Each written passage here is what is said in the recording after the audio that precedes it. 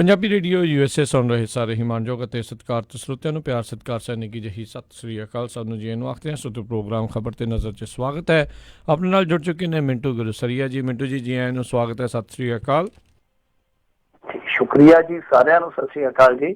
ਸਾਡੇ ਅੱਜ ਦੇ ਪ੍ਰੋਗਰਾਮ ਖਬਰ ਤੇ ਨਜ਼ਰ ਨੂੰ ਸਪਾਂਸਰ ਕਰਦੇ ਨੇ ਖਾਲਸਾ ਇੰਸ਼ੋਰੈਂਸ ਏਜੰਸੀ ਵਾਲੇ, ਜਿਨ੍ਹਾਂ ਦੇ ਕੋਲੋਂ ਤੁਸੀਂ ਹਰ ਇੱਕ ਤਰੀਕੇ ਦੀ ਇੰਸ਼ੋਰੈਂਸ ਕਰਵਾ ਸਕਦੇ ਹੋ। Commercial insurance, home, auto, life insurance, worker ਕੌਮ ਦੇ ਲਈ ਅੱਜ ਹੀ ਇਹਨਾਂ ਨੂੰ ਕਾਲ ਕਰੋ 408-272-2500 ਦੇ ਉੱਤੇ। ਇਸ ਦੇ ਨਾਲ ਕ੍ਰਿਸ਼ਨ ਤਨੋਤਾ ਯੂਨੀਵਰਸਿਟੀ, ਸਤਪਾਲ ਸਿੰਘ ਟ੍ਰੇਸੀ, ਖਿੰਡਾ ਪਰਿਵਾਰ Kent Washington, Gurpal Singh Sandhu, Antelope G and tyre and lube ਵਾਲੇ, ਜਿਨ੍ਹਾਂ ਕੋਲ truck wash, oil change, air brake ਦਾ ਕੰਮ ਕਰਵਾ ਸਕਦੇ ਹੋ। ਨਵੇਂ ਪੁਰਾਣੇ ਟਾਇਰ ਵਾਜਿਬ ਕੀਮਤਾਂ 'ਤੇ ਖਰੀਦ ਸਕਦੇ ਹੋ।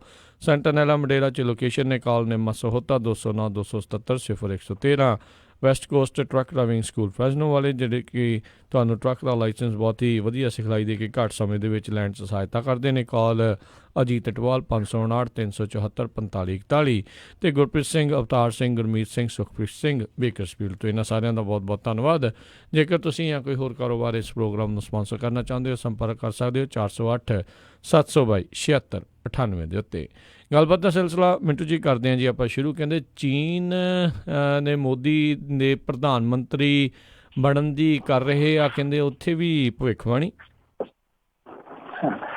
ਬਿਲਕੁਲ, ਚਾਈਨਾ ਦੀ ਵੀ ਇੰਡੀਆ ਤੇ ਅੱਖ ਰਹੂਗੀ, ਕਿਉਂਕਿ ਸਾਰੇ ਦੁਨੀਆ ਦੇ ਵਿੱਚ ਇਸ ਗੱਲ ਦਾ ਚਰਚਾ ਆ ਕਿ ਭਾਰਤ ਦੇ ਵਿੱਚ ਸਰਕਾਰ ਕਿਹਦੀ ਬਣੂਗੀ। ਤਾਂ ਚੀਨ ਜਿਹੜਾ ਬਾਜ਼ਾਰ ਆ ਭਾਰਤ, ਉਹ ਇਹਦੇ ਤੇ ਅੱਖ ਨਾ ਰੱਖੇ, ਇਹ ਹੋ ਨਹੀਂ ਸਕਦਾ।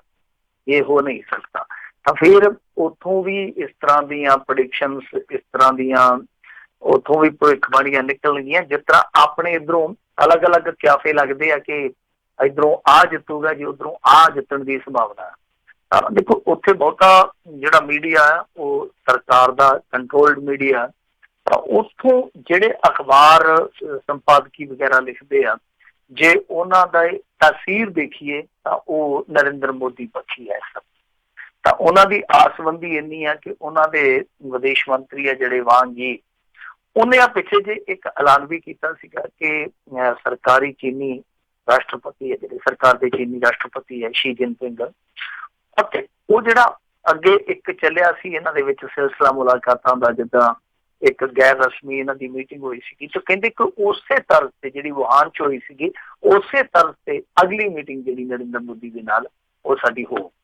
ਤਾਂ ਇਹ ਇੱਕ ਬੜਾ ਵੱਡਾ ਬਿਆਨ ਸੀਗਾ, ਕਿਉਂਕਿ ਇਲੈਕਸ਼ਨ ਦੇ ਮੌਕੇ ਤੇ ਕਹਿਣਾ ਕਿ ਨਰਿੰਦਰ ਮੋਦੀ ਦੇ ਨਾਲ ਸਾਡੀ ਅਗਲੀ ਮੀਟਿੰਗ ਜਿਹੜੀ ਹੈ ਸਰਕਾਰ ਦੇ ਵਿੱਚ ਹੋਊਗੀ, ਤਾਂ ਉਹ ਆਪਣੇ ਆਪ ਦੇ ਵਿੱਚ ਬੜਾ ਇੱਕ ਜੋਖਮ ਭਰਿਆ ਜਿਹਾ ਕਹੀਏ ਕਿ ਐਲਾਨ ਸੀਗਾ ਤੇ ਇਹਨਾਂ ਦੇ ਨਾਲ ਸਾਡੀ ਗੱਲਬਾਤ ਹੋ ਸਕਦੀ ਹੈ।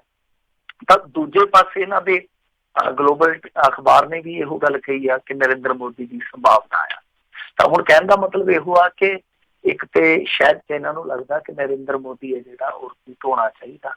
ਵੈਸੇ ਤੇ ਪਾਕਿਸਤਾਨ 'ਚੋਂ ਵੀ ਪ੍ਰਧਾਨ ਮੰਤਰੀ ਨਰਿੰਦਰ ਮੋਦੀ ਬਾਰੇ ਇੱਕ ਭਵਿੱਖਬਾਣੀ ਆਈ ਸੀਗੀ, ਤੇ ਉਹਦੇ ਤੇ ਤਾਂ ਇਹ ਉਲਟ ਹੋ ਗਏ ਸੀਗੇ, ਇਹ ਕਹਿਣ ਲੱਗੇ ਸੀਗੇ ਤੇ ਵਿਰੋਧੀਆਂ ਦੀ ਛਾਲ ਲਿਆ। ਪਰ ਚੀਨ ਦੀ ਜਿਹੜੀ ਭਵਿੱਖਬਾਣੀ ਇਹਦੇ ਤੇ ਕੀ ਬੋਲਦੇ ਆ, ਇਹਦਾ ਮੇਰੇ ਖਿਆਲ ਦੇ ਨਾਲ ਇੰਤਜ਼ਾਰ ਰਹੂਗਾ। ਓਦਾਂ ਦੇਖੋ, ਚੀਨ ਦੇ ਪੱਖ ਤੋਂ ਜੇ ਵੇਖਿਆ ਜਾਵੇ, ਨਰਿੰਦਰ ਮੋਦੀ ਦੀ ਸਰਕਾਰ ਹੁਣ ਤੱਕ ਉਹਨਾਂ ਨੂੰ ਰਾਸ ਆਈ ਆ।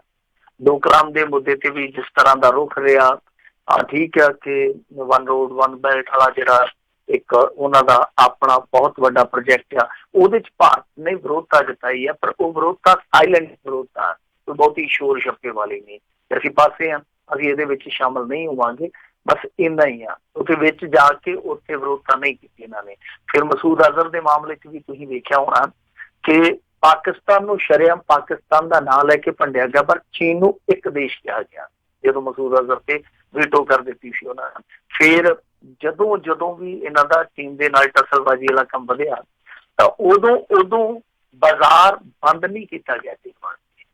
ਸੱਚਾ ਹੈ ਨਾ, ਮੇਰੇ ਖਿਆਲ ਦੇ ਨਾਲ ਨਰਿੰਦਰ ਮੋਦੀ ਨੂੰ ਵਧੀਆ ਪ੍ਰਧਾਨ ਮੰਤਰੀ ਆਪਣੇ ਪੱਖ ਤੋਂ ਮੰਨਦਾ।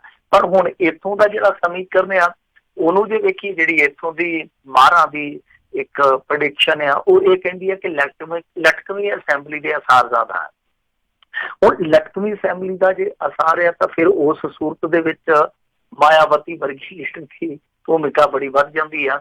ਮਾਇਆਵਤੀ ਦਾ ਰੁਖ ਜਿਹੜਾ ਕਾਂਗਰਸ ਪ੍ਰਤੀ ਸਖਤ ਆ, ਉਹ ਕੋਈ ਦੂਸਰਾ ਸੰਕੇਤ ਦਿੰਦਾ। ਤਾਂ ਉਸ ਸੂਰਤ ਦੇ ਵਿੱਚ ਕਿ ਨਰਿੰਦਰ ਮੋਦੀ ਨੂੰ ਕਾਂਗਰਸ ਰੋਕ ਸਕਦੀ ਹੈ ਜਾਂ ਨਹੀਂ, ਤਾਂ ਫਿਰ ਉਹਦੇ ਲਈ ਇੱਕੋ ਹੀ ਫਾਰਮੂਲਾ ਕਿ ਕਾਂਗਰਸ ਜਿਹੜੀ ਆ ਉਹ ਨਰਿੰਦਰ ਮੋਦੀ ਹੋਰਾਂ ਨੂੰ 200 ਤੋਂ ਉਰੇ ਰੋਕ ਦੇਵੇ। ਤਾਂ ਫਿਰ ਇਹਦਾ ਸਿੱਧਾ ਅਰਥ ਇਹ ਆ ਕਿ ਇਹ 44 ਤੋਂ ਟਪੂਸੀ ਮਾਰ ਕੇ ਘੱਟੋ ਘੱਟ 144 ਤੱਕ ਜਾਣ ਜਾਂ 124 25 ਤੱਕ ਜਾਣ। ਤੋ ਇਹੀ ਸਮੀਕਰਨ ਆ। ਜੇ ਏਦਾਂ ਦੇ ਸਮੀਕਰਨ ਬਣਾ ਲੈਂਦੀ ਹੈ ਕਾਂਗਰਸ ਤਾਂ ਸ਼ਾਇਦ ਭਵਿੱਖਬਾਣੀ ਝੂਠੀ ਪੈ ਜਾਵੇ, ਨਹੀਂ ਤਾਂ ਭਵਿੱਖਬਾਣੀ ਸੱਚੀ ਵੀ ਸਾਬਤ ਹੋ ਸਕਦੀ ਹੈ। ਬਾਕੀ ਭਵਿੱਖਬਾਣੀਆਂ ਦਾ ਦੌਰ ਜਾਰੀ ਹੈ, ਦੇਖੋ ਅੱਗੇ ਕਿਹਦੀ ਸੱਚੀ ਹੁੰਦੀ ਹੈ ਕਿਹਦੀ ਝੂਠੀ ਹੁੰਦੀ ਹੈ। ਜੀ ਜੀ। ਅਗਲੀ ਜਿਹੜੀ ਗੱਲ ਕਰਦੇ, ਕਹਿੰਦੇ ਰਾਹੁਲ ਗਾਂਧੀ ਦੀ ਨਾਗਰਿਕਤਾ ਨੂੰ ਲੈ ਕੇ ਗ੍ਰਹਿ ਮੰਤਰਾਲੇ ਨੇ ਮੰਗਿਆ ਜਵਾਬ। ਇਹ ਅੱਜ ਬਹੁਤ ਜ਼ਿਆਦਾ ਇੱਥੇ ਪਸੂੜੀ ਵਾਲਾ ਕੰਮ ਚੱਲਿਆ, ਕਿਉਂਕਿ ਵੈਸੇ ਤੇ ਤੁਹਾਨੂੰ ਯਾਦ ਹੀ ਹੋਣਾ ਕਿ ਰਾਹੁਲ ਗਾਂਧੀ ਦੀ ਨਾਗਰਿਕਤਾ ਨੂੰ ਲੈ ਕੇ ਰੌਲਾ ਤੇ ਚੁੱਕੇ ਚਿਰਦਾ ਪੈਂਦਾ, ਪਰ ਅੱਜ ਇਹ ਖਲਾਰਾ ਜਿਹੜਾ ਜ਼ਿਆਦਾ ਪੈ ਗਿਆ ਕਿਉਂਕਿ ਕੇਂਦਰੀ ਗ੍ਰਹਿ ਮੰਤਰਾਲੇ ਨੇ ਨੋਟਿਸ ਘੱਲ ਕੇ 15 ਦਿਨਾਂ ਦੇ ਵਿੱਚ ਇਹਨਾਂ ਤੋਂ ਜਵਾਬ ਮੰਗ ਲਿਆ। ਤਾਂ ਕਾਂਗਰਸ ਨੂੰ ਫੌਰਨ ਪ੍ਰੈਸ ਕਾਨਫਰੰਸ ਕਰਨੀ ਪਈ ਇਸ ਮੁੱਦੇ ਤੇ। ਇਹਨਾਂ ਦੇ ਜਿਹੜੇ ਬਹੁਤ ਵੱਡੇ ਤਰਜਮਾਨ ਆ, ਤੇਜ਼ ਤਰਾਰ ਤਰਜਮਾਨ ਆ, ਰਣਦੀਪ ਸੂਰਜੇਵਾਲ, ਉਹਨੂੰ ਮੈਦਾਨ 'ਚ ਉਤਰਨਾ ਪਿਆ। ਉਸ ਤੋਂ ਪਹਿਲਾਂ ਭਾਰਤੀ ਜਨਤਾ ਪਾਰਟੀ ਦੇ ਤਰਜਮਾਨ ਸੰਬਿਤ ਪਾਤਰਾ ਨੇ ਪ੍ਰੈਸ ਕਾਨਫਰੰਸ ਕੀਤੀ ਔਰ ਠੋਕਵੀਂ ਕੀਤੀ ਤੇ ਇੱਕ ਸਵਾਲ ਛੱਡਿਆ ਕਿ ਘੱਟੋ ਘੱਟ ਪਤਾ ਲੱਗਣਾ ਚਾਹੀਦਾ ਕਿ ਅਸਲੀ ਰਾਹੁਲ ਹੈ ਕਿਹੜਾ, ਲੁਟੀਅਨਸ ਵਾਲਾ ਜਾਂ ਲੰਡਨ ਵਾਲਾ। ਤਾਂ ਇਹ ਉਹਨੇ ਸਵਾਲ ਛੱਡਿਆ। ਫਿਰ ਜਿਹਦਾ ਜਵਾਬ ਕਾਂਗਰਸ ਨੇ ਦਿੱਤਾ ਕਿ ਪੂਰੀ ਦੁਨੀਆ ਜਾਣਦੀ ਆ ਰਾਹੁਲ ਗਾਂਧੀ ਹੈ ਜਿਹੜਾ ਉਹ ਭਾਰਤੀ ਨਾਗਰਿਕ ਆ। ਤੇ ਇਹ ਚੱਕਰ ਕੀ ਆ? ਚੱਕਰ ਦੇਖੋ, ਇੱਕ ਇਹਨਾਂ ਦਾ ਆਗੂ ਆ, ਤੁਹਾਨੂੰ ਪਤਾ ਹੀ ਹੋਣਾ, ਸੁਬਰਾਮਨੀਅਮ ਸਵਾਮੀ ਆ ਜਿਹੜਾ ਉਹ ਅੱਗ ਦੀ ਨਾੜ ਆ ਪੂਰੀ, ਕੋਈ ਨਾ ਕੋਈ ਉਹ ਚੋਬ ਲਾਈ ਰੱਖਦਾ। ਤੇ ਜਦੋਂ ਉਹਨੇ ਭਾਰਤੀ ਜਨਤਾ ਪਾਰਟੀ ਜੁਆਇਨ ਕੀਤੀ ਸੀਗੀ ਤਾਂ ਉਸ ਤੋਂ ਬਾਅਦ ਉਹਨੇ ਇਹ ਆਖਿਆ ਸੀਗਾ ਕਿ ਰਾਹੁਲ ਗਾਂਧੀ ਕਦੇ ਪ੍ਰਧਾਨ ਮੰਤਰੀ ਨਹੀਂ ਬਣ ਸਕਦਾ ਕਿਉਂਕਿ ਇਹ ਇਟਾਲੀਅਨ ਨਾਗਰਿਕ ਆ।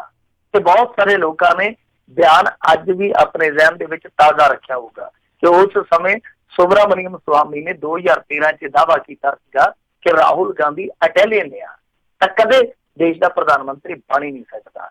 ਫਿਰ ਉਹਨੇ ਦਾਅਵਾ ਕੀਤਾ ਸੀਗਾ ਕਿ ਜਲਦੀ ਮੈਂ ਇਹਦੀਆਂ ਸਾਰੀਆਂ ਜਾਣਕਾਰੀਆਂ ਲੈ ਕੇ ਮੈਦਾਨ ਚ ਆਊਂਗਾ ਤੇ ਉਹਦੀ ਸ਼ਿਕਾਇਤੀ ਇਹ ਕਾਰਵਾਈ ਹੋਈ ਆ। ਪਰ ਹੁਣ ਕਮਾਲ ਦੀ ਗੱਲ ਇਹ ਆ ਕਿ ਉਹ ਕਹਿੰਦਾ ਕਿ ਇਹ ਬ੍ਰਿਟਿਸ਼ ਨਾਗਰਿਕ ਆ, ਯਾਨੀ ਹੁਣ ਪੈਂਤੜਾ ਬਦਲ ਗਿਆ।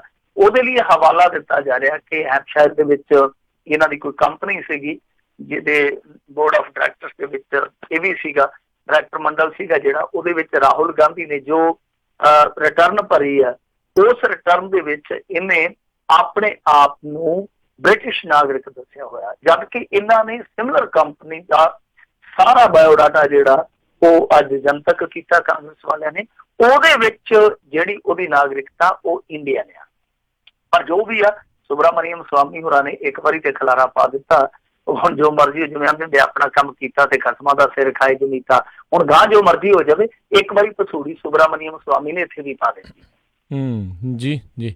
ਅਗਲੀ ਗੱਲ ਕਰਦੇ, ਕਹਿੰਦੇ ਭਾਰਤੀ ਜਹਾਜ਼ ਡਿੱਗਣ ਦੇ ਮਾਮਲੇ 'ਚ ਬਲੈਕ ਬਾਕਸ ਸੰਬੰਧੀ ਹੈਰਾਨ ਕਰਨ ਵਾਲਾ ਖੁਲਾਸਾ ਹੈ। ਦੇਖੋ, ਜਿਸ ਦਿਨ 27 ਫਰਵਰੀ ਨੂੰ ਇੱਥੇ ਏਦਾਂ ਲੱਗਦਾ ਸੀਗਾ ਕਿ ਜੰਗ ਲਗਾ ਸੋ ਹੋਣ ਲੱਗਾ, ਲਗਾ ਕੇ ਲਗਾ ਹੋਣ ਲੱਗਾ, ਸੋ ਇਹੋ ਜਿਹਾ ਮਾਹੌਲ ਸੀਗਾ। ਤਾਂ ਉਸ ਦਰਮਿਆਨ ਤੇਜ਼ੀ ਨਾਲ ਘਟਨਾਵਾਂ ਵਾਪਰੀਆਂ ਸੀਗੀਆਂ। ਤਾਂ ਹੋਇਆ ਕੀ ਸੀਗਾ ਕਿ ਅਭਿਨੰਦਨ ਚਲੇ ਗਿਆ। ਇਹਨਾਂ ਨੇ ਦਾਅਵਾ ਕੀਤਾ ਕਿ ਅਸੀਂ ਇਹਨਾਂ ਦਾ F-16 ਡਿੱਗ ਲਿਆ। ਫਿਰ ਇਹਨਾਂ ਦਾ ਵੀ ਇੱਕ ਮਿਗ ਡਿੱਗ ਪਿਆ ਸੀਗਾ। ਅਭਿਨੰਦਨ ਜਿਹੜਾ ਉਹ ਉਧਰ ਬੰਦੀ ਬਣਾ ਲਿਆ ਗਿਆ, ਬਾਅਦ ਦੇ ਵਿੱਚ ਰਿਹਾ ਕਰਵਾ ਲਿਆ ਗਿਆ। ਔਰ ਮੋਦੀ ਸਾਹਿਬ ਨੇ ਪਿੱਛੇ ਜੇ ਖੁਲਾਸਾ ਵੀ ਕੀਤਾ ਕਿ ਜੇ ਅਭਿਨੰਦਨ ਨੂੰ ਨਾ ਛੱਡਦੇ ਤੇ ਉਹ ਰਾਤ ਕਹਿਰ ਦੀ ਰਾਤ ਹੋਣੀ ਸੀ। ਖੈਰ, ਉਸ ਦਿਨ ਇੱਕ ਚੀਜ਼ ਹੋਰ ਵੀ ਵਾਪਰੀ ਸੀਗੀ ਕਿ ਇੱਧਰ ਇੰਡੀਆ ਵਾਲੀ ਸਾਈਡ ਇਹਨਾਂ ਦਾ ਆਪਣਾ ਇੱਕ ਜਹਾਜ਼ IAF MI-17 ਕ੍ਰੈਸ਼ ਹੋ ਗਿਆ ਸੀ, ਡਿੱਗ ਪਿਆ ਸੀਗਾ, ਜਿਹਦੇ ਵਿੱਚ 6 ਕਰੂ ਮੈਂਬਰ ਮਾਰੇ ਗਏ ਸੀਗੇ ਜਿਹੜੇ ਏਅਰਫੋਰਸ ਦੇ ਜਵਾਨ ਸੀਗੇ। ਫਿਰ ਇਸ ਤੋਂ ਇਲਾਵਾ ਇੱਕ ਸਿਵਿਲੀਅਨ ਮਰ ਗਿਆ ਸੀ। ਤਾਂ ਇਹ ਜਿਹੜੀ ਘਟਨਾ ਵਾਪਰੀ ਸੀਗੀ ਇਹਦੇ ਵਿੱਚ ਪਾਕਿਸਤਾਨ ਨੇ ਵੀ ਆਖਿਆ ਸੀਗਾ ਕਿ ਸਾਡਾ ਕੋਈ ਹੱਥ ਨਹੀਂ। ਉਹਨਾਂ ਨੇ ਆਖਿਆ ਸੀ ਸਪਸ਼ਟ ਤੌਰ ਤੇ ਕਿ ਇਸ ਜਹਾਜ਼ ਦੇ ਡਿੱਗਣ ਦੇ ਵਿੱਚ ਸਾਡਾ ਕੋਈ ਹੱਥ ਨਹੀਂ ਹੈ। ਉਸ ਤੋਂ ਬਾਅਦ ਭੇਤ ਬਣ ਗਿਆ ਕਿ ਇਹ ਮਸਲਾ ਕਿੱਧਰ ਨੂੰ ਜਾ ਰਿਹਾ। ਇੱਕ ਇੱਥੇ ਬਹੁਤ ਵੱਡਾ ਕਹੀਏ ਕਿ ਨਾਮ ਆ ਖੋਜੀ ਪੱਤਰਕਾਰਤਾ ਦੇ ਵਿੱਚ, ਦਾ ਪ੍ਰਿੰਟ ਇਹਦੇ ਤੇ ਲਗਾਤਾਰ ਰਿਪੋਰਟਿੰਗ ਕਰ ਰਿਹਾ ਹੈ। ਉਹਨਾਂ ਨੇ ਪਹਿਲਾਂ ਵੀ ਖੁਲਾਸਾ ਕੀਤਾ ਸੀਗਾ ਕਿ ਜਿਹੜੀ ਇਨਵੈਸਟੀਗੇਸ਼ਨ ਟੀਮ ਇਨਵੈਸਟੀਗੇਸ਼ਨ ਕਰਦੀ ਪਈ ਆ ਉਹਦੇ ਸੋਰਸਿਸ ਦੱਸਦੇ ਆ ਕਿ ਅਸਲ ਦੇ ਵਿੱਚ ਮਸਲਾ ਉਹ ਨਹੀਂ ਜੋ ਦਿਖਾਇਆ ਜਾ ਰਿਹਾ, ਦੱਸਾਇਆ ਜਾ ਰਿਹਾ। ਤਾਂ ਹੁਣ ਇਹਦੇ ਮੁੱਦੇ ਵਿੱਚ ਇੱਕ ਹੋਰ ਕੜੀ ਜੁੜੀ ਆ। ਇਸੇ ਮੁੱਦੇ 'ਚ ਇਹ ਨਵਾਂ ਖੁਲਾਸਾ ਸਾਹਮਣੇ ਆਇਆ ਕਿ ਜਿਹੜੀ ਇਨਵੈਸਟੀਗੇਸ਼ਨ ਟੀਮ ਇਸ ਸਮੇਂ ਪੜਤਾਲ ਕਰਦੀ ਪਈ ਆ, ਉਸ ਪੜਤਾਲੀਆ ਟੀਮ ਦਾ ਕਹਿਣਾ ਹੈ ਕਿ ਜਿਹੜਾ ਜਹਾਜ਼ ਦਾ ਬਲੈਕ ਬਾਕਸ ਸੀਗਾ ਉਹ ਲੱਭਦਾ ਨਹੀਂ ਪਿਆ। ਹੋ ਸਕਦਾ ਹੈ ਕਿ ਉਹ ਉੱਥੋਂ ਦੇ ਜਿਹੜੇ ਸਿਵਿਲੀਅਨ ਸੀਗੇ ਉਹ ਚੋਰੀ ਕਰਕੇ ਲੈ ਗਏ ਹੋਣ। ਇਹ ਇੱਕ ਬਹੁਤ ਹੈਰਾਨ ਕਰਨ ਵਾਲਾ ਖੁਲਾਸਾ ਹੈ ਕਿ ਜਹਾਜ਼ ਦਾ ਬਲੈਕ ਬਾਕਸ ਜਿਹੜਾ ਆ ਉਹ ਉੱਥੋਂ ਦੇ ਦਿਹਾਤੀ ਲੋਕ ਹੈ ਜਿਹੜੇ ਚੁੱਕ ਕੇ ਲੈ ਗਏ ਹੋਣ। ਹੁਣ ਇਹਦੇ ਵਿੱਚ ਕੁਝ ਲੋਕ ਹੈ ਜਿਹੜੇ ਉਹ ਸਹਿਮਤੀ ਜਤਾ ਰਹੇ, ਪਰ ਕੁਝ ਲੋਕ ਇਹਨੂੰ ਪਰਦਾਪੋਸ਼ੀ ਦਾ ਇੱਕ ਬਹਾਨਾ ਬਣ ਰਹੇ ਆ। ਹੁਣ ਅਸਲ ਦੇ ਵਿੱਚ ਕਹਾਣੀ ਕੀ ਆ, ਕਿਉਂਕਿ ਜਿਵੇਂ ਮੈਂ ਤੁਹਾਨੂੰ ਕਿਹਾ ਕਿ ਕੁਝ ਅਖਬਾਰਾਂ, ਕੁਝ ਖੋਜੀ ਪੱਤਰਕਾਰ ਸੰਸਥਾਵਾਂ ਜਿਹੜੀਆਂ ਉਹ ਇਸ ਮਾਮਲੇ ਤੇ ਲਗਾਤਾਰ ਕੰਮ ਕਰ ਰਹੀਆਂ, ਤਾਂ ਉਹਨਾਂ ਦਾ ਸ਼ੱਕ ਕੀ ਆ ਕਿ ਅਸਲ ਦੇ ਵਿੱਚ ਜਿਹੜਾ ਉਦੋਂ ਇਹ ਮਿਜ਼ਾਈਲ ਸਿਸਟਮ ਇਹਨਾਂ ਨੇ ਤਿਆਰ ਰੱਖਿਆ ਸੀਗਾ, ਤਿਆਰ ਸੀਗਾ, ਤਾਂ ਉਹ ਜਦੋਂ ਇੱਥੇ ਚੱਲਿਆ ਭੇੜ, ਤਾਂ ਉਸ ਸਮੇਂ ਜਿਹੜਾ ਇਹਨਾਂ ਦਾ ਆਪਣਾ ਮਿਜ਼ਾਈਲ ਸਿਸਟਮ ਸੀਗਾ ਉਹ ਮਿੱਤਰ ਤੇ ਦੁਸ਼ਮਣ ਦੀ ਪਹਿਚਾਣ ਵਾਲਾ ਸਿਸਟਮ ਜਿਹੜਾ ਹੁੰਦਾ ਉਹਦੇ ਵਿੱਚ ਕਿਤੇ ਨਾ ਕਿਤੇ ਮਾਤ ਖਾ ਗਿਆ। ਤਾਂ ਇਸੇ ਕਰਕੇ ਇਹਨਾਂ ਦਾ ਜਿਹੜਾ ਉਹ ਮਿਜ਼ਾਈਲ ਸਿਸਟਮ ਸੀ ਉਹ ਆਪਣੇ ਹੀ ਜਹਾਜ਼ ਨੂੰ ਫੁੰਡ ਗਿਆ, ਔਰ ਇਹ ਜਿਹੜਾ ਮਿਜ਼ਾਈਲੀ ਸਿਸਟਮ ਸੀਗਾ ਇਹ ਇਜ਼ਰਾਈਲੀ ਸੀਗਾ। ਤਾਂ ਇੱਥੇ ਹੀ ਆ ਕੇ ਪੁਆੜਾ ਪੈਂਦਾ। ਹੁਣ ਬਲੈਕ ਬਾਕਸ ਵਾਲੇ ਭੰਬਲ ਪੁਲਸੇ ਨੇ ਇਸ ਸ਼ੱਕ ਨੂੰ ਹੋਰ ਵੀ ਗੁੰਝਲਦਾਰ ਤੇ ਡੂੰਘਾ ਕਰ ਦਿੱਤਾ। ਜੀ ਜੀ ਜੀ ਬਿਲਕੁਲ। ਸੋ ਇਹ ਬੜਾ ਕੁਛ ਜਿਹੜਾ ਇਹ ਚੀਜ਼ਾਂ ਜਿਹੜੀਆਂ ਸਾਹਮਣੇ ਆ ਰਹੀਆਂ ਨੇ। ਅਗਲੀ ਜਿਹੜੀ ਗੱਲ ਕਰਦੇ ਹਾਂ, ਭਾਰਤੀ ਜਿਹੜੇ ਜਨਤਾ ਪਾਰਟੀ ਵਾਲੇ ਜਿਹੜੇ ਪ੍ਰਧਾਨ ਮੰਤਰੀ ਨੇ, ਉਹਨਾਂ ਜਿਹੜੇ ਆਪਣੇ ਕਹਿ ਲਓ ਪ੍ਰਧਾਨ ਮੰਤਰੀ ਮੋਦੀ ਦੇ ਖਿਲਾਫ ਜਿਹੜੇ ਪ੍ਰਧਾਨ ਸੇਵਕ ਕਹਿ ਲਓ, ਮੰਤਰੀ ਕਹਿ ਲਓ, ਜੋ ਮਰਜ਼ੀ ਕਹਿ ਲਓ, ਘੁੰਮਣ ਫਿਰਨ ਵਾਲੇ ਕਹਿ ਲਓ, ਉਹਨਾਂ ਖਿਲਾਫ ਜਿਹੜਾ ਤੇਜ ਬਹਾਦਰ ਲੜਨ ਜਾ ਰਿਹਾ ਸੀ, ਕਹਿੰਦੇ ਉਹਦੇ ਕਾਗਜ਼ ਰੱਦ ਹੋਣ ਦਾ ਖਤਰਾ ਬਣ ਗਿਆ ਹੈ। ਹਾਂ ਬਿਲਕੁਲ, ਆਸਾਰ ਇਹੋ ਹੀ ਆ ਕਿ ਇਹਦਾ ਜਿਹੜਾ ਨਾਮਜ਼ਦਗੀ ਪਰਚਾ ਸ਼ਾਇਦ ਤੇਜ ਬਹਾਦਰ ਦਾ ਰੱਦ ਹੋ ਜਾਊਗਾ, ਤੇ ਤੇਜ ਬਹਾਦਰ ਦਾ ਜਿਹੜਾ ਤੇਜ ਆ ਕੁਝ ਘੰਟਿਆਂ ਦੇ ਵਿੱਚ ਵਧਿਆ ਸੀਗਾ, ਇਹ ਤੇਜ ਹੁਣ ਮੱਠਾ ਪੈ ਸਕਦਾ। ਤਾਂ ਆਸਾਰ ਇਹੋ ਹੀ ਆ, ਸ਼ੱਕ ਇਹੋ ਹੀ ਆ ਕਿ ਸ਼ਾਇਦ ਤੇਜ ਬਹਾਦਰ ਦਾ ਸੁਪਨਾ ਜਿਹੜਾ ਉਹ ਟੁੱਟ ਜਾਊਗਾ, ਔਰ ਉਹ ਉਮੀਦਾਂ ਵੀ ਟੁੱਟ ਜਾਣਗੀਆਂ ਜਿਹੜੀਆਂ ਆਪਣੇ ਵਰਗਿਆਂ ਨੇ ਲਾ ਰੱਖੀਆਂ ਸੀਗੀਆਂ ਕਿ ਵਾਰਾਣਸੀ ਦੇ ਵਿੱਚ ਇੱਕ ਬੜੀ ਜ਼ਬਰਦਸਤ ਤੇ ਰੋਚਕ ਟੱਕਰ ਜਿਹੜੀ ਆ ਉਹ ਸਾਨੂੰ ਵੇਖਣ ਨੂੰ ਮਿਲੂਗੀ। ਤਾਂ ਹੁਣ ਇਸ ਮਾਮਲੇ ਦੇ ਵਿੱਚ ਅੱਜ ਜੋ ਕੁਝ ਵਾਪਰਿਆ ਉਹ ਕੁਝ ਏਦਾਂ ਸੀਗਾ ਕਿ ਦੇਖੋ, ਇਹਨੇ ਪਹਿਲਾਂ ਆਜ਼ਾਦ ਨਾਮਕਨ ਕਹਿ ਲਈਏ, ਨਾਮਜ਼ਦਗੀ ਕਹਿ ਲਈਏ, ਨੋਮੀਨੇਸ਼ਨ ਕਹਿ ਲਈਏ, ਉਹ ਫਾਈਲ ਕੀਤੇ ਸੀ। ਤਾਂ ਹੋਇਆ ਕਿ ਹੁਣ ਦਾਵਾ ਜਿਹੜਾ ਨੋਟਿਸ ਦਾ ਜੋ ਇਲੈਕਸ਼ਨ ਕਮਿਸ਼ਨ ਵੱਲੋਂ ਇਹਨੂੰ ਜਾਰੀ ਹੋਇਆ, ਉਹਦਾ ਜਿਹੜਾ ਦਾਵਾ ਇਹ ਆ ਕਿ ਇਹਨੇ ਤੇਜ ਬਹਾਦਰ ਨੇ ਜਿਹੜਾ ਆਜ਼ਾਦ ਦੇ ਤੌਰ ਤੇ ਹਲਫਨਾਮਾ ਦਿੱਤਾ ਸੀਗਾ, ਉਹਦੇ ਵਿੱਚ ਇਹਨੇ ਇਸ ਗੱਲ ਦਾ ਇਕਬਾਲ ਕੀਤਾ ਸੀ, ਯਾਨੀ ਇਸ ਗੱਲ ਨੂੰ ਤਸਲੀਮ ਕੀਤਾ ਸੀਗਾ ਕਿ ਉਹਦੀ ਬਰਖਾਸਤਗੀ ਹੋਈ ਆ ਫੋਰਸ ਦੇ ਵਿੱਚੋਂ। ਇਹ ਤੁਹਾਨੂੰ ਵੀ ਪਤਾ, ਆਪਾਂ ਸਾਰਾ ਪਿਛੋਕੜ ਇਹਦਾ ਫੋਲ ਚੁੱਕੇ ਹਾਂ ਕਿ ਕਿਸ ਤਰੀਕੇ ਨਾਲ ਤੇਜ ਬਹਾਦਰ ਇਸ ਪਚੜੇ 'ਚ ਫਸਿਆ ਸੀਗਾ ਇੱਕ ਵੀਡੀਓ ਦੇ ਜ਼ਰੀਏ। ਹਾਲਾਂਕਿ ਇਹਦਾ ਜਿਹੜਾ ਪਰਿਵਾਰਕ ਪਿਛੋਕੜ ਹੈ ਉਹ ਵੀ ਮੈਂ ਸੰਖੇਪ ਦੇ ਵਿੱਚ ਤੁਹਾਨੂੰ ਦੱਸ ਦੇਵਾਂ। ਇਹ ਹਰਿਆਣਵੀ ਹੈ, ਮਹਿੰਦਰਗੜ੍ਹ ਜ਼ਿਲ੍ਹੇ ਤੋਂ ਤਾਲੁਕ ਰੱਖਦਾ।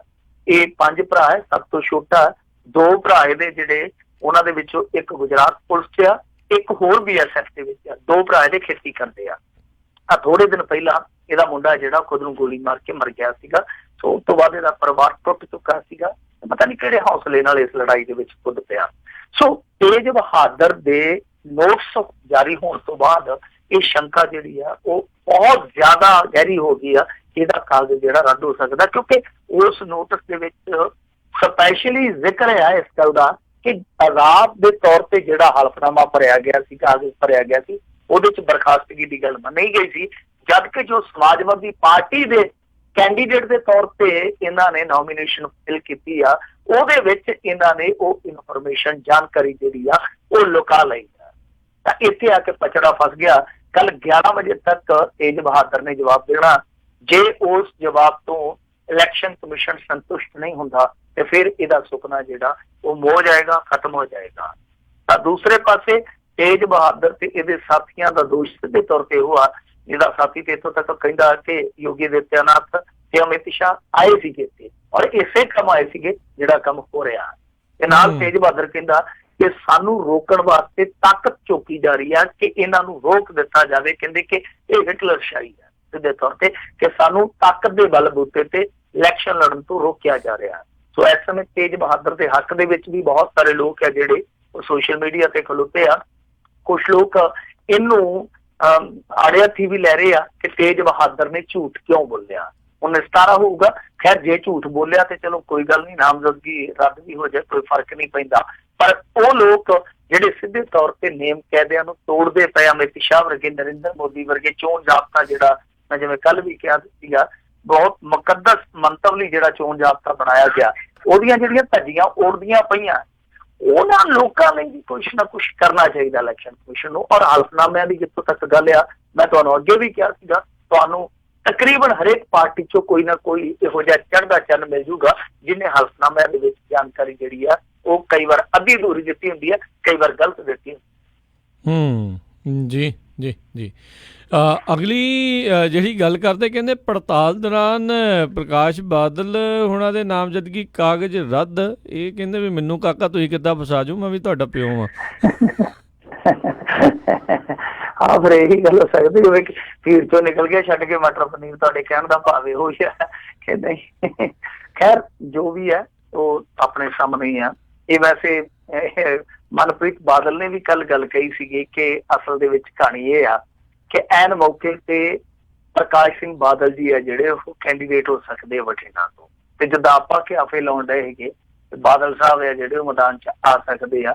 ਤੋ ਇਸ ਤਰ੍ਹਾਂ ਦੀ ਗੁੰਜਾਇਸ਼, ਇਸ ਤਰ੍ਹਾਂ ਦੀ ਸੰਭਾਵਨਾ ਜਿਹੜੀ ਆ ਉਹ ਅੱਜ ਮੁੱਲੋਂ ਰੱਦ ਹੋ ਗਈ ਆ, ਕਿਉਂਕਿ ਇਹਨਾਂ ਦੇ ਜਿਹੜੇ ਕਵਰਿੰਗ ਉਮੀਦਵਾਰ ਵਜੋਂ ਨਾਮਜ਼ਦਗੀ ਪਰਚੇ ਸੀਗੇ ਉਹ ਰੱਦ ਹੋ ਗਏ। ਸੋ ਇਸ ਮਾਮਲੇ ਦੇ ਵਿੱਚ ਹੁਣ ਕਹਿ ਲਈਏ ਕਿ ਸਿੱਧੀ ਸਪਸ਼ਟ ਤਸਵੀਰ ਆ ਕਿ ਬੀਬਾ ਹਰਸਿਮਰਤ ਕੌਰ ਬਾਦਲ ਬਠਿੰਡਾ ਤੋਂ ਚੋਣ ਲੜੂਗੀ। ਇਸ ਤਰ੍ਹਾਂ ਵੈਸੇ ਕਾਫੀ ਝਟਕੇ ਅੱਜ ਲੱਗੇ ਆ, ਜਿੱਦਾਂ ਆਮ ਆਦਮੀ ਪਾਰਟੀ ਦੇ ਨਰਿੰਦਰ ਸਿੰਘ ਸ਼ੇਰਗਿੱਲ ਹੋਣੀ ਵੀ ਉੱਡ ਗਏ ਮੈਦਾਨ ਚੋਂ, ਉਹਨਾਂ ਦਾ ਵੀ ਨਾਮਜ਼ਦਗੀ ਪਰਚਾ ਜਿਹੜਾ ਉਹ ਰੱਦ ਹੋ ਗਿਆ।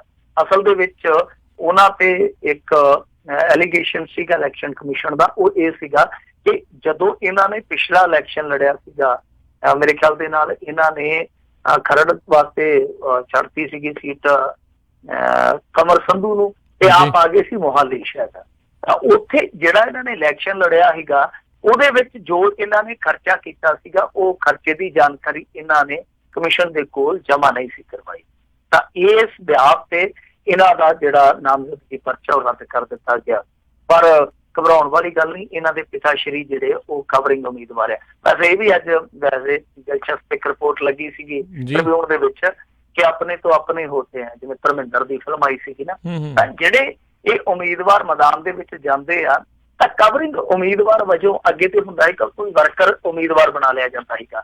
ਪਰ ਅੱਜ ਕੱਲ੍ਹ ਦੇ ਰਾਜਨੇਤਾ ਜਾਂ ਜਿਹੜੇ ਆਮ ਨੇਤਾ ਉਹ ਇੰਨੇ ਚਲਾਕ, ਇੰਨੇ ਸਮਝਦਾਰ ਹੋ ਗਏ, ਇੰਨੇ ਸਿਆਣੇ ਹੋ ਗਏ ਆ ਕਿ ਉਹ ਕਵਰਿੰਗ ਉਮੀਦਵਾਰ ਵੀ ਆਪਣੇ ਘਰ ਦਾ ਜੀ ਜਾਂ ਆਪਣਾ ਕੋਈ ਖਾਸ ਰਿਸ਼ਤੇਦਾਰ ਰੱਖਦੇ ਆ, ਬਾਹਰ ਦੇ ਤੇ ਭਰੋਸਾ ਨਹੀਂ ਕਰਦੇ ਕਿ ਜਿੱਤ ਕੇ ਮੁੜ ਕੇ ਭਲਾ ਸਾਨੂੰ ਦਾਈਆਂ ਹੀ ਨਾ ਦੇ ਦੇ।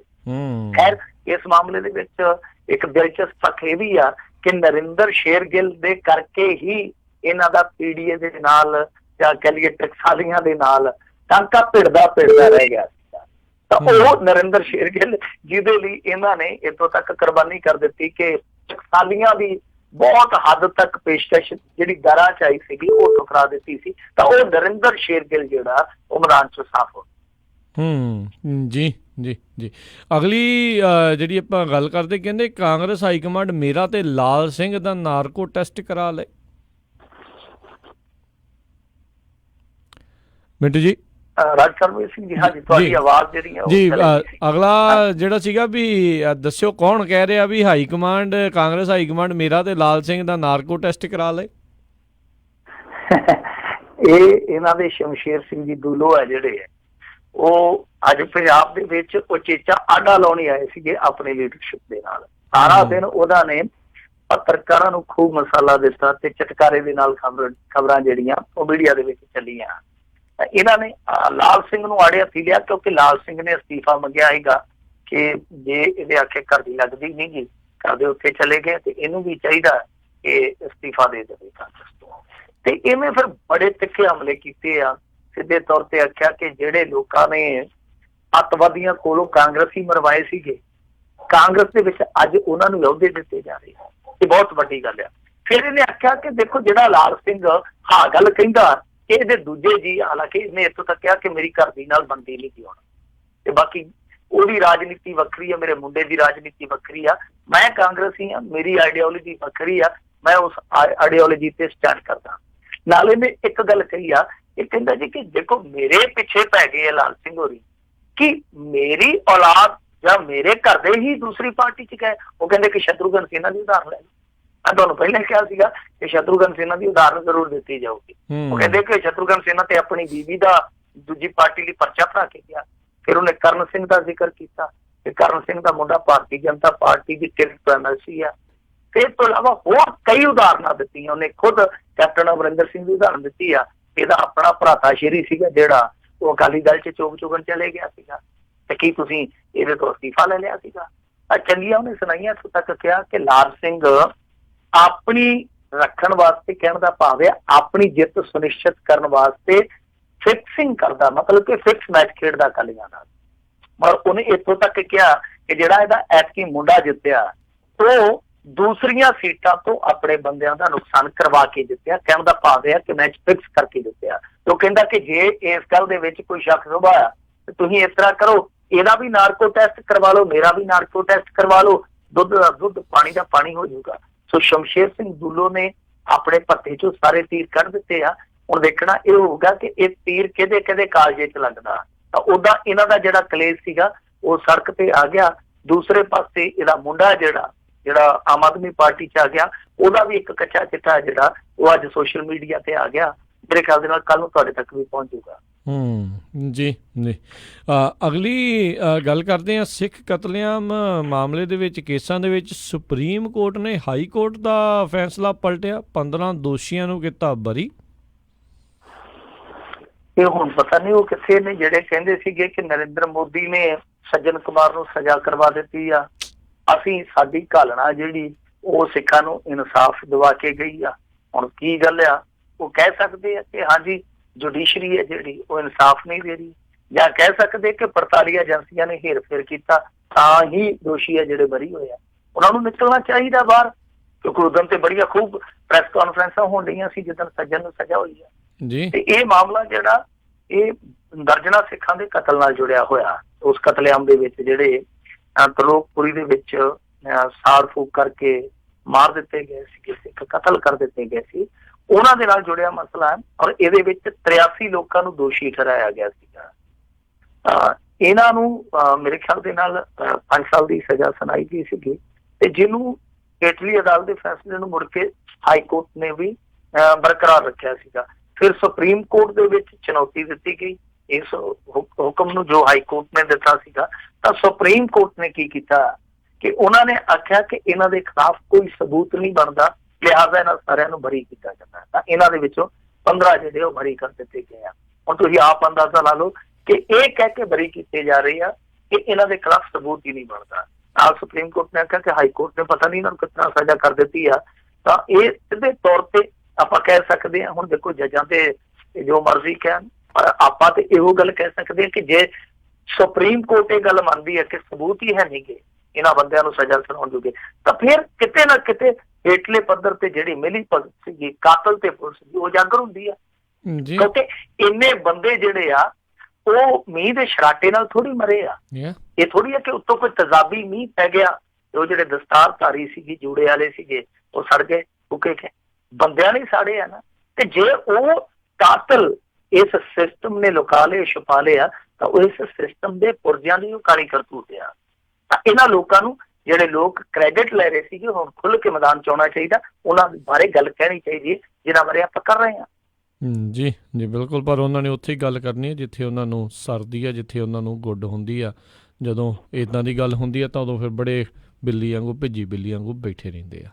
ਅਗਲੀ ਜਿਹੜੀ ਆਪਾਂ ਮਿੰਟੂ ਜੀ ਗੱਲ ਕਰੀਏ, ਪਾਦਰੀ ਦੇ ਪੈਸੇ ਲੈ ਕੇ ਭੱਜੇ ਦੋਵੇਂ ASI ਕੇਰਲ ਦੇ ਹੋਟਲ ਚੋਂ ਗ੍ਰਿਫਤਾਰ, ਤੇ ਇੱਧਰ ਨੰਨੂ ਨਹੀਂ ਲੱਭਿਆ।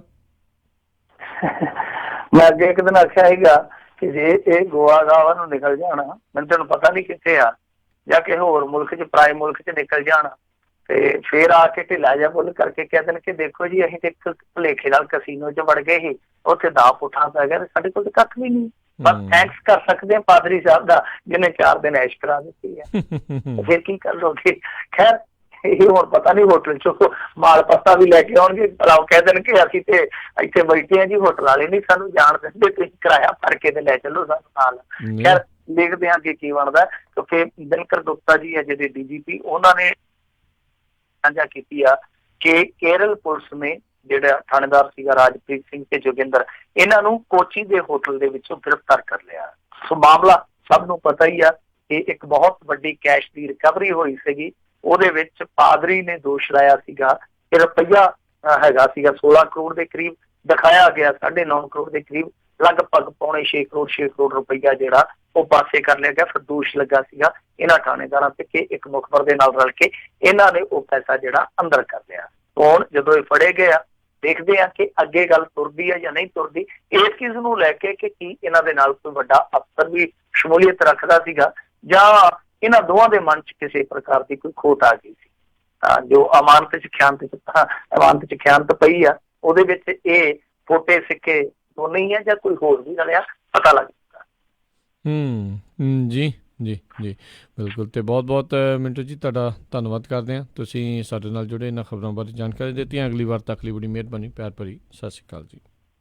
ਸਤਿ ਸ਼੍ਰੀ ਅਕਾਲ ਜੀ। ਦੋਸਤੋ, ਤੇ ਇੱਥੇ ਹੀ ਸਾਡਾ ਅੱਜ ਦਾ ਇਹ ਪ੍ਰੋਗਰਾਮ ਸਮਾਪਤ ਹੈ। ਮਿਲਦੇ ਹਾਂ ਤੁਹਾਨੂੰ ਸਾਰਿਆਂ ਨੂੰ ਅਗਲੀ ਵਾਰ। ਉਦੋਂ ਤੱਕ ਲਈ ਮੇਰੇ ਵੱਲੋਂ ਵੀ ਪਿਆਰ ਭਰੀ ਨਿੱਘੀ ਸਤਿ ਸ਼੍ਰੀ ਅਕਾਲ ਜੀ। ਉਹਦੇ ਵਾਸਤੇ ਰਹੋ, ਹੱਸਦੇ ਖੇਡਦੇ ਰਹੋ, ਸੁਣਦੇ ਰਹੋ ਪੰਜਾਬੀ ਰੇਡੀਓ USA।